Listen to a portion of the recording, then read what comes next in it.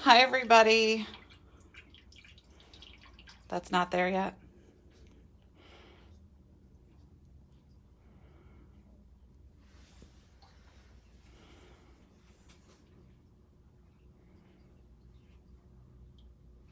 All three of them had swam up when I first opened it.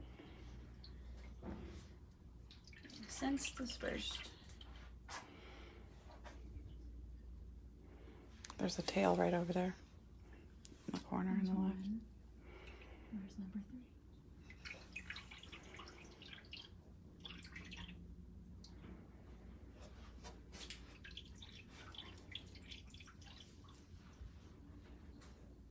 We still have no one.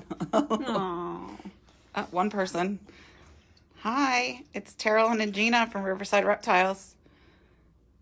Whoever you are, thank you for joining us.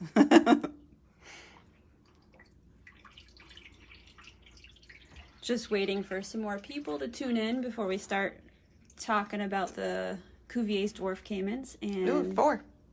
And giving them their meal for the day.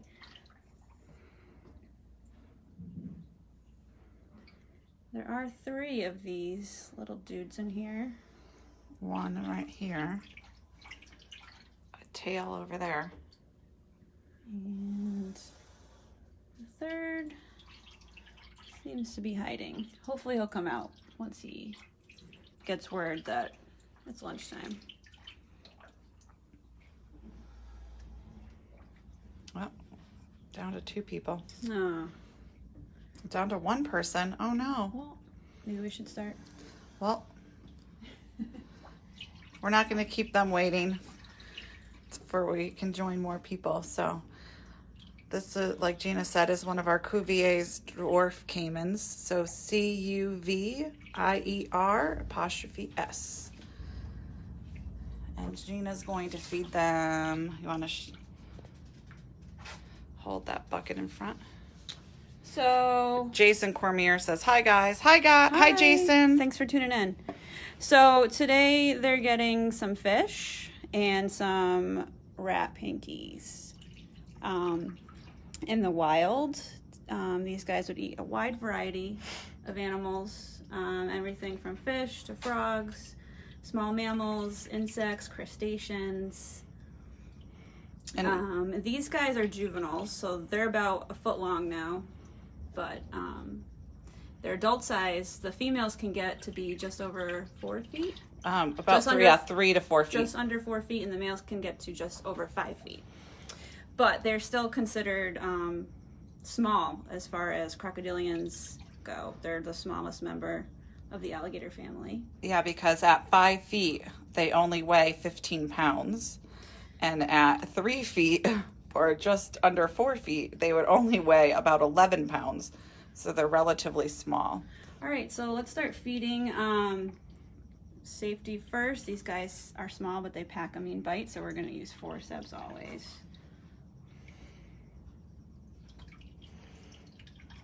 We don't know if they're boys or girls yet. They're too young. And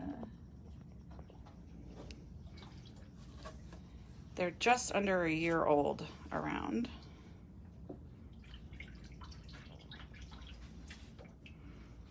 That one's in. We might just have to get a good view of this guy. I could switch sides with you if you want to. If anyone has any questions, feel free to ask. Whoops.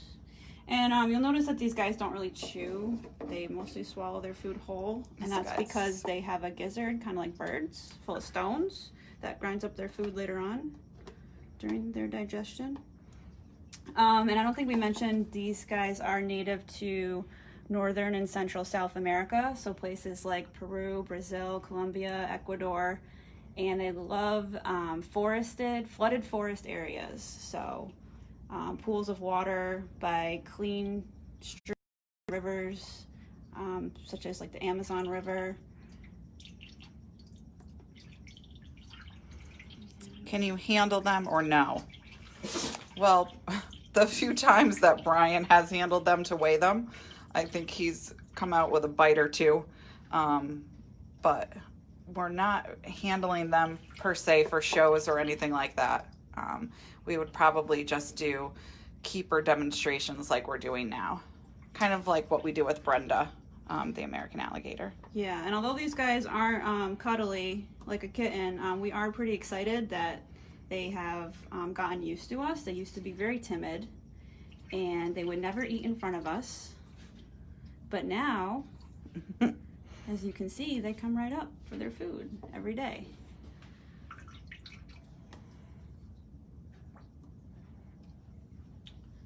I'm still wondering where number 3 is, but... Yeah, there is a third one in here. I want to switch spots with me. I'm going to try and show that one. This guy over here. See if I can get a good view of him. He's kind of hiding in his plants. Brian Caiman is watching us. Hi, Brian.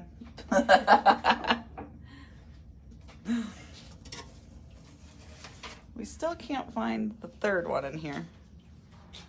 That's all right. In here somewhere. We'll feed him Maybe. after. Maybe he's a little camera shy. Yeah. One neat thing about these caimans is in the wild they're considered a keystone species, which is a species that plays a really important role on how the whole ecosystem works. So these guys predate and eat a lot of fish, including piranhas, that if left unchecked would transform the whole ecosystem they live in. An example of a keystone species in New England is the beaver. Beavers can turn a whole forest into a wetland, creating a whole different habitat and home for a variety of animals. You going there? Okay.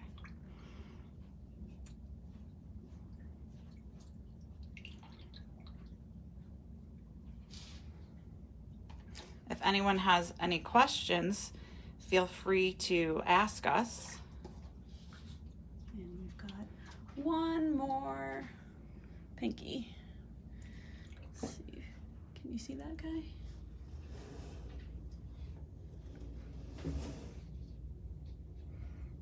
Maybe he's full.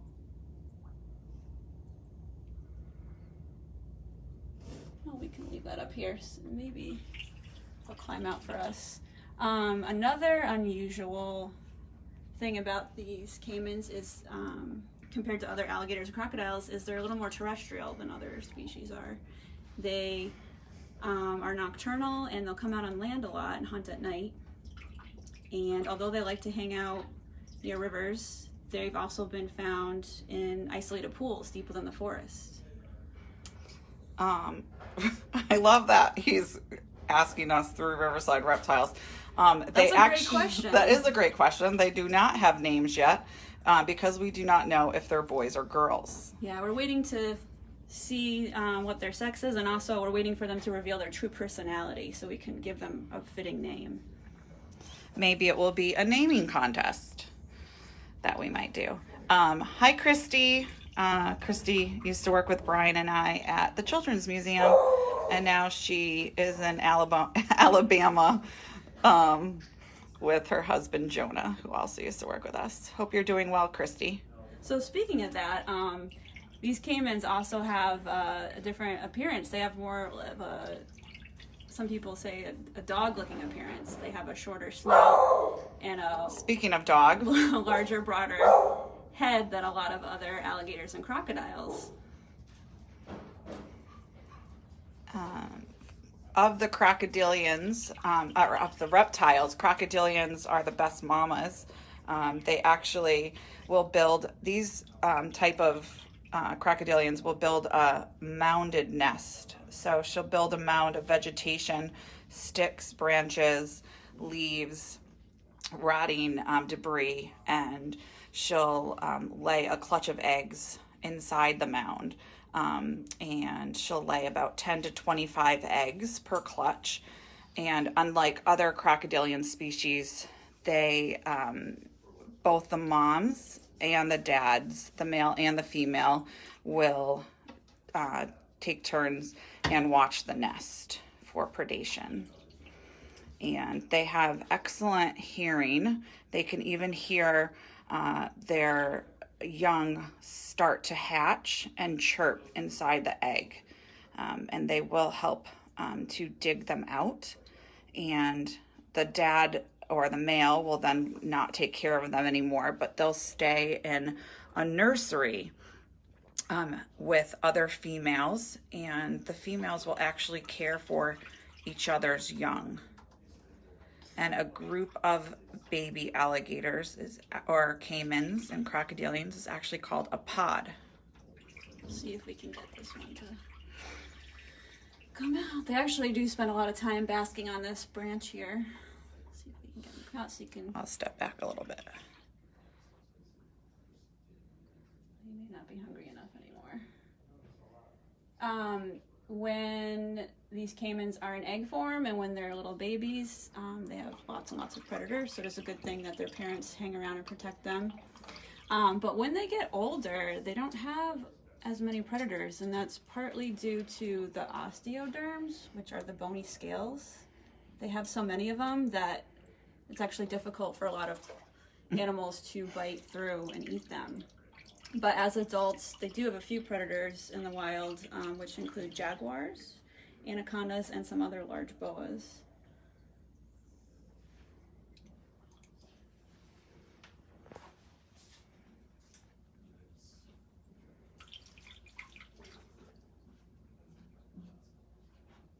And besides excellent hearing, they have an excellent sense of smell and excellent eyesight.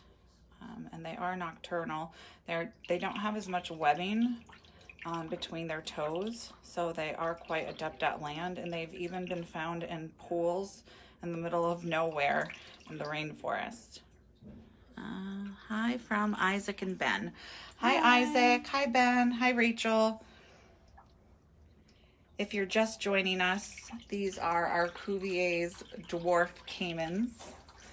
They're our smallest crocodilian here at Riverside Reptiles and the smallest crocodilian species. And these are still juveniles. So they're about 1 foot long now, but females can get to be just under 4 feet and males just over 5. So they are the smallest crocodilian, but they are also still juveniles. And Brian is here, so maybe he might give us a clue as to what he might want to name them.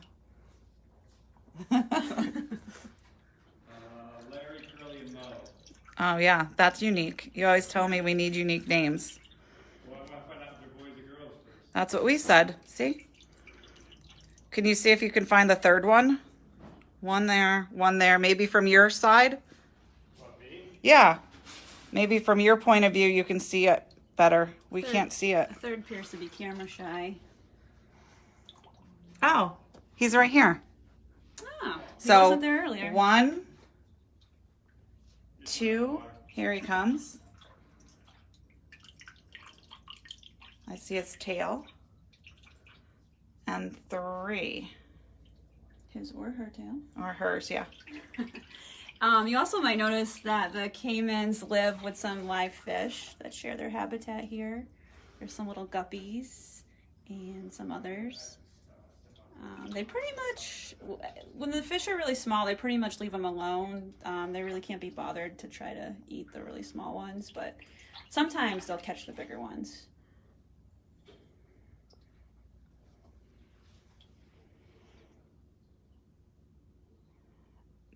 Isaac and Ben, do you have any questions?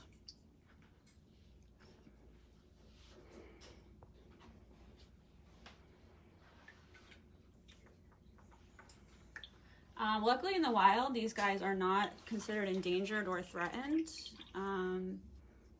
Besides their natural predators, sometimes they're collected for the pet trade, but luckily they're not over collected. Some indigenous peoples do eat them, but they're not a popular food. So luckily there's plenty of them in their natural habitat still.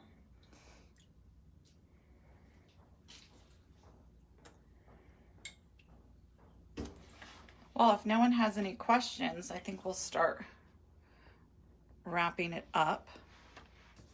I wish more people joined us. I guess this might not be a good time for everyone. We might go back to a later in the day. Those seem to gather more viewers. For those of us that, for those of you who have joined us, thank you so much for tuning in. We hope you learned something.